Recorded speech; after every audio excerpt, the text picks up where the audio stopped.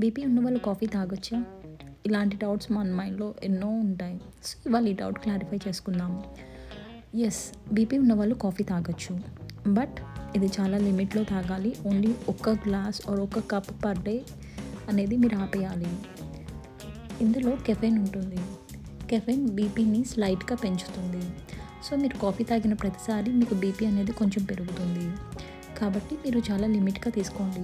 And ఇది daily habit already ఎన్నో years నుంచి కాఫీ తాగనే ఉండలేరు కదా! అలాంటి వాళ్ళకి పెద్ద ఎఫెక్ట్ ఉండదు.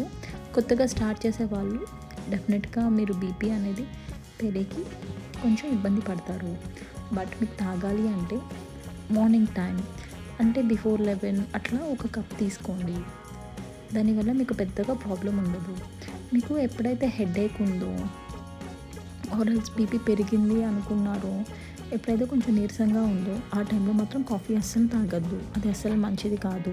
సో, కాఫీ తాగొచ్చండి. ఇది మార్నింగ్ టైం తాగండి అండ్ చాలా లిమిట్‌గా తీసుకోండి. అండ్ ఎక్కువ షుగర్ యాడ్ చేయొద్దు. మీకు ఎప్పుడైతే బీపీ ఎక్కువ ఉందో అప్పుడు మీరు తీసుకోకుండా ఉండడమే మంచిది.